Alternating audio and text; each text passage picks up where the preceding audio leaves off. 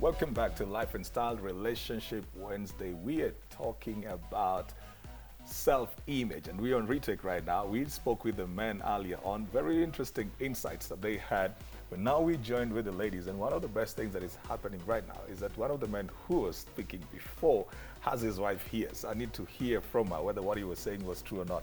Keep the conversation going on with us. Keep tweeting. You know, KTN Life and Style is the hashtag, and follow us on social media platforms at KTN Life _ Style. That is both for Twitter and Instagram. KTN Life and Style for Facebook. 22840 is our text message number. And of course, if you want to be on the panel, either on mandate or retake, or if you want us to come to your school and ask Pastor Chris, or nominate your spouse on Style My Wife, Style My Hubby, send us an email, life and style, and is a symbol, life and style at standardmedia.co.ke. Now that the ladies are here and ready, I will just get them to introduce themselves, beginning from my father's left. My name is Dorcas Kaimeni. I'm a business person, but I'm also a communicator and a marketer. Great. All right. My official name is Diana Kiamba. My stage name is Dee. I am a performing musician and a PR consultant. All right. Okay. I am Angel Mahehu, born again, love Jesus, married to this wonderful man here, Okay. mother of 3 for 10 years. All right. Then the gentlemen who are with us, starting from my father's right. Peter Chalo, media consultant and associate pastor at the Purpose Center Church. Okay. Ezekiel Mwahehu, worship pastor at House of Grace, and as you've heard, she's my beauty. She's my Great. queen. Yeah, I'm Hesbon Odiambo. I work with Uniserve Education, career counseling. Okay. Yeah. Ladies, how important is self-image in a relationship?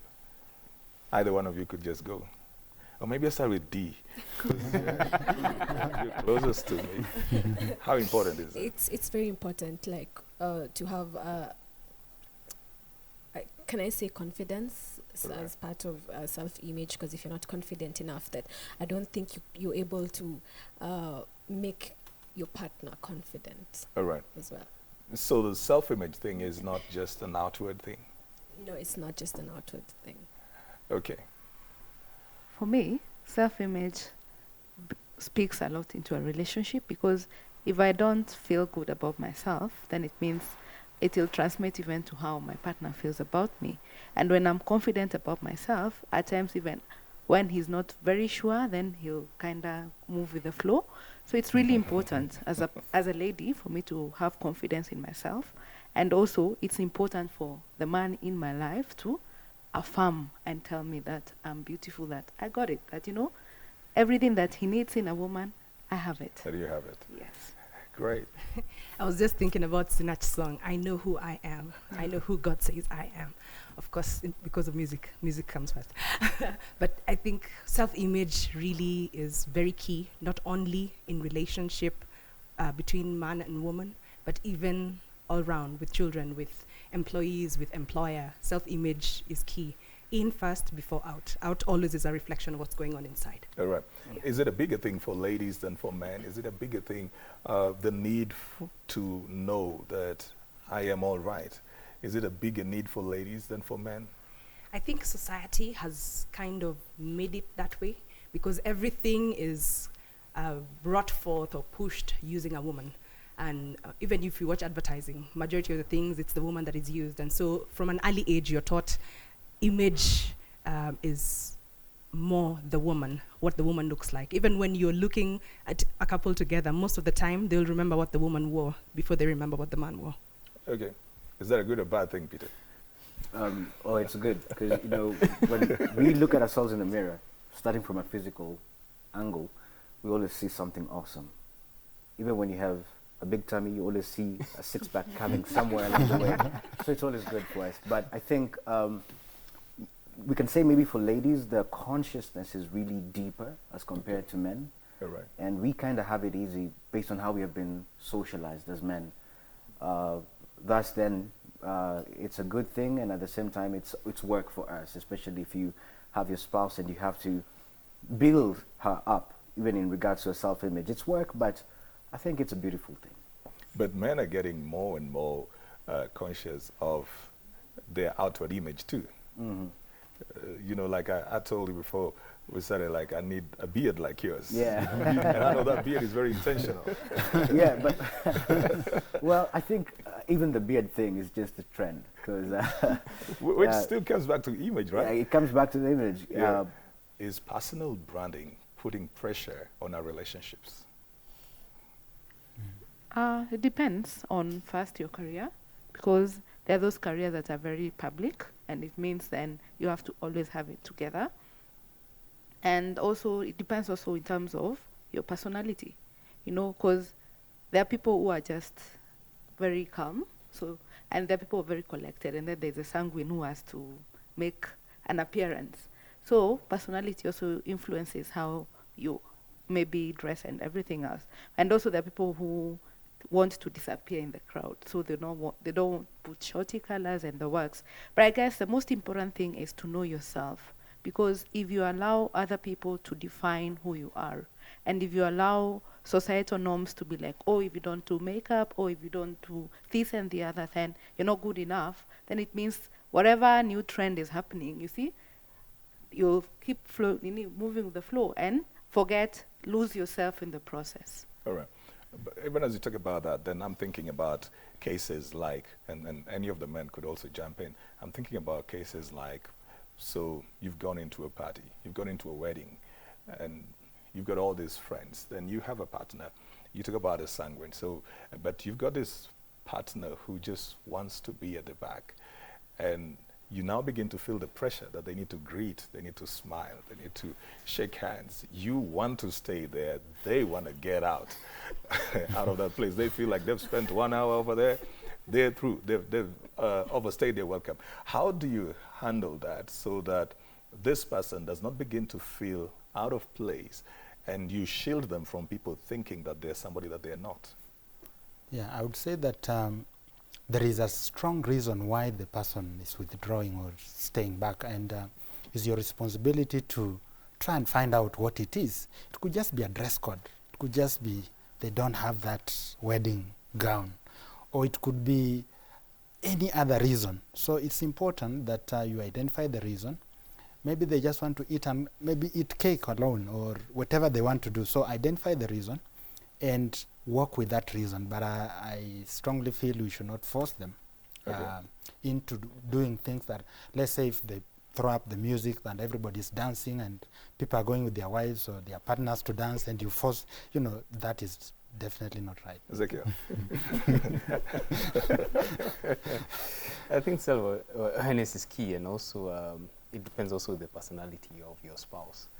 Like you said, you don't need to force someone to be like you because you're different. Because then if you force someone to be like you, then either they'll end up losing themselves, or you'll end up being frustrated they're not like you, and it will create a rift. But sometimes, I go back there because there's something I want to pick up. Yeah. Sometimes you've gone with Angel somewhere. Yeah. Well, thank God she's vibrant. You've gone with her over there, and then she just doesn't feel the place. And now you don't have a problem because you know her. Yeah. You relate with her, you're comfortable with her. Mm-hmm. But now the pressure is coming from the other people who begin to feel like either your wife is a snob or something like that. But you want to be with her even in social functions. How do you do that while protecting your partner? I believe women, if you can correct me if I'm wrong, they're more into words. And if you don't look like you want them to be there, then that would be a cause for them to draw back. Okay. They'll feel, okay, you don't want me here. Why am I here in the first place? Mm. What are those things that somebody would do, husband, and would make you feel, or D, what are those things that somebody would do and then you start feeling like this person didn't want me to be here? I think not introducing, for example, in a party, not introducing them to your friends or to your colleagues. Okay. Ignoring them. That's huge, right? Yeah, that's really huge. Like, I think everyone in one point or another wants to be accepted, wants to feel like their partner really acknowledges their presence, acknowledges who they are. So, yeah, I think that's one of the things. And the other thing is, we're in a party and socializing with everyone, except my wife or my husband. It makes you feel like you're not needed over there. Like you're not needed over there, and you just want to go and you're uncomfortable, and it's just not your thing. Okay, talking about introductions, what about the case where they're introducing you to the whole world? So they're not even spending time with you. They're just like, babe, come and meet this one. Come and meet this one. Come and meet this one. They introduce you to the whole world. Does that make you feel that you're needed over there, or now you get tired? I think, okay, for me, it felt really good. It makes Okay. me feel like he's proud of me. He wants to introduce me to the whole world. That's a big deal. Okay. Yeah. These are I think the performing ladies artists. no, now, speaking as an ordinary person, I think, and as a lady, when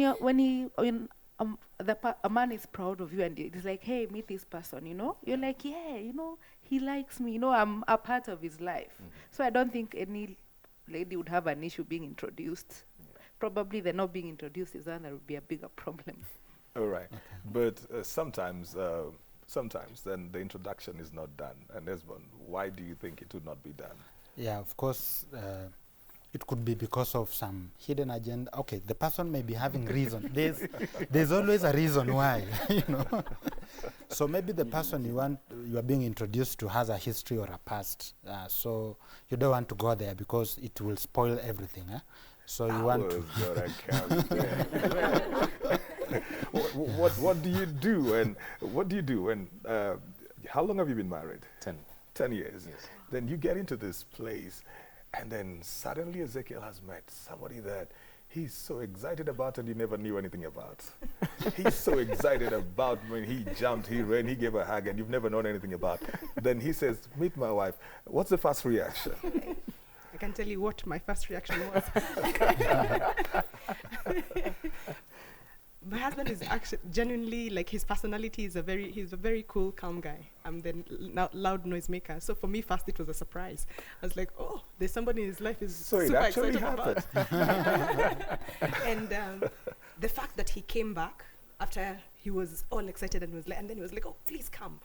When he brought her, then I realized that he wants to bring her in to realize, hey, I want you to meet something new and fun in my life that you All don't right. know about. So for me, that was the deal breaker. If he had continued talking and I would have just walked over.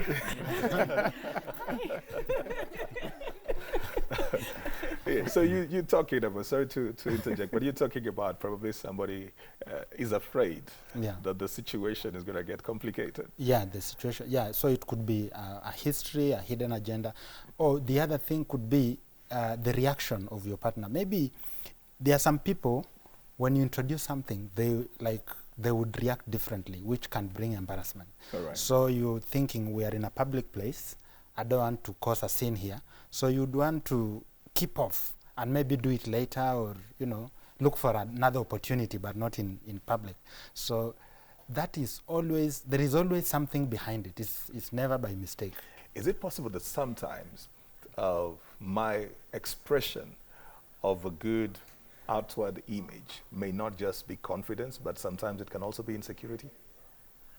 Yeah, true. It went quiet. Just got the It quiet. just synced in. It is just sinking. Could It's it- true. Yeah. It's true. We often, as people, always would like to get either temporary feels or a facade to just hide who we are because we're insecure and we don't want people to know who we are. And the people who would pour themselves out to their career fully, get that success, but just running away from facing who you really are deep inside. And I think it cuts across. A lot of people try to do that because we are very conscious of how people would view us, and so we would like to protect that part. But what that does to you is you end up neglecting the one thing that you're supposed to face, which will never go away because you're supposed to deal with that. So what ends up happening is a deep frustration. We've had of superstars who have an amazing alter ego known across the world, but privately really There's a big, depressed, big Yeah. struggle. really struggling, and it's not healthy that way. I think the key, as she mentioned something very significant when we started. She said, what is inside is always a reflection of what is outside, and at some point you might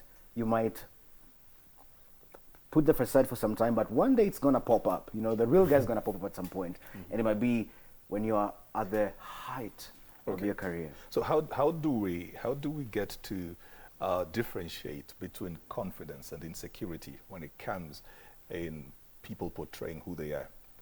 What are those telltale signs that would make you know this is just a confident person or this is somebody who's dealing with insecurities? Because a person who is insecure will want to make other people look small, Okay. so that they appear good. All right. So those are the telltale signs. Even in a relationship, Okay. a person who is insecure will undermine your spouse all the time. All right. Yeah, Yeah. just, I mean, you look at how you dress, look at your hair, as in, what's wrong with you? I mean, such kind of statements. Yeah. Okay. I believe also if you can't be able to pay another person a compliment, you know, like if I can't tell her she's smart, because I think me telling her she's smart means I'm not as smart as Alright. she is, you know. Okay. That tells you that I'm more dealing from a person, you know, I want to be the center of the show, you know, I Okay. want to just, everybody else fades and I'm the only person you're focusing on. So that would be also another telltale sign for me. Okay. And confidence actually comes with knowledge. All right. If you're knowledgeable of anything, or let's say knowledgeable of yourself, you know your weaknesses, your strength, you will have a lot of confidence in whatever you do. But if you don't know yourself, then you become so insecure as well. Do you think that, and we're just about to wrap up, do you think that acknowledging your weaknesses is a strength? I believe that it is, because Right. when you know where you're weak, and like for us in a relationship, when I know what my strengths are and what his strengths are, then we are not competing. Nobody's trying to outshine the other. You know what you're good at, so you do what you're good at, and he does what he's good at. So that way, it's not what defines you, because sometimes self-image sometimes is affected by what we think defines us. Okay. I was thinking about a conversation I had with a lady when I just had my firstborn, and of course after you've had the baby, I mean, I used to be really skinny, and I had added lots of weight, and she walked up to me and said, "Oh my God, you've grown so fat." And at the back of my mind I was thinking, oh, when I was dating, the first thing my husband told me is, "Oh, please never get too fat." And I was just thinking, I've done it, it's done. And it really affected me. It affected me in a way you wouldn't even believe it, because I'm a very outgoing person. You would assume that I'm easily confident. Right. And slowly I saw myself begin to back away and not want to be in the limelight, because I was thinking I'm going to be embarrassing my husband, until I shared it with him and I was like, "Hey, this lady said this to me." And he was like, "Oh my goodness, I would have already told you if I have a problem with it. That shouldn't even bother you." And because we spoke about it, I was able to deal with it. So I Right. think being able to just share and be able to know who you are is not really defined by what other people think.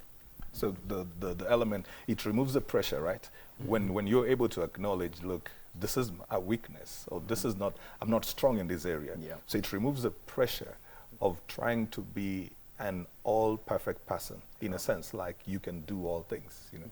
Absolutely, and you will have real people buy into you, because people will always want authentic All stuff. right. Okay. People buy into authenticity any given day. Right. And if you're fake, it's a matter of time, your mouth will betray you, because out of the abundance of the heart, the mouth will speak. But when you can acknowledge where you're weak and not linger there, but desire to become better, I think people appreciate sincerity mostly, because Right. it's a virtue that resonates in a lot of people's hearts, and Okay. they will definitely buy into you and trust even a person who's authentic as compared to somebody who gives a false facade of confidence, which is actually not true. So I take your wrapping thoughts, beginning with you, Peter. I think authenticity can Okay. never be fabricated, All right. and we have to focus on the core. Okay. And the core is my well-being emotionally plays a big part in how I impact the other person. All right. So every day, as I focus on becoming well myself, I will be able to provoke positive emotions out of my spouse, and that should be the goal every day. Okay. I think when you understand what the Word of God says about you, then it begins to instruct your thinking of yourself, because it's easy to have everything else in form and forget what the Word of God actually does say. And when you know what God's Word says about you, everything else is null and void. All right. A I would partnership. say amen. Be careful what you say when you're angry, Okay. because once the words are spoken, you cannot retract them back. Take them back. So Yeah. be careful. I like that. Yeah. So, so when you're mad and you're looking at your spouse and wondering, how could you do that? Just take a step back, Okay. cool down when you're sober. Take a walk. take a walk. Yeah, just Take go what outside Just the go house, outside. do round, Yeah, everything. something big. And then come address when you're cool. All right, Yeah. great. I think realize what your role is and just be a giver. Give love, give compliments, give to your partner more than you expect to receive. And All right. automatically, when you give, you'll receive full measure, pressed down, shaken together, running over. Great. So you will never lack. Y'all are preaching it. Yeah, so for me, it's all about giving. Give. Okay. Relationship, you give. Do not focus on the other party. Not try and do not try and point out their mistakes all the time. Okay. Whatever you focus on grows. So if you Yeah. keep focusing on their mistakes, you'll keep getting more of their mistakes, and you'll never see the good in them. All right. Yeah, I would say that every human being is an original person. Okay. You are not a photocopy, so there's no point of becoming who you are not. Be Alright. yourself, bring out the best, and actually you'll see how the world will actually line up with you, because you are just yourself, you are an original, and God did not create you by mistake. Great. Yeah. For me, is learn to love and accept yourself just as you are, and more so, learn to accept your weaknesses, because if you don't, then you'll always keep trying to fix that which you think is wrong with you. Okay. And in life, you're always taught to play by your strengths. All right. So accept them and say, yeah, this is who I am. Where you can fix, but that which you can't, I'll never be a size 1, so it's okay. Oh my goodness. And I'm going to stick generally with the word authentic. That's what my panel says. Keep true to yourself. Be authentic. And you can't go wrong being authentic. We're taking a short break and then come back with Style My Wife, Style My Hubby, Crystal Okusa. But remember, keep the conversation going. We're talking self-image and how that impacts your relationships and your partners. Keep the conversation going. KTN Life and Style is the hashtag. And follow us on our social media platforms at KTN Life_Style for Instagram and Twitter, KTN Life and Style for Facebook, 22840 text message number. You could also follow me on @CJ Atemo on Twitter. We'll see you right shortly with Crystal Okusa.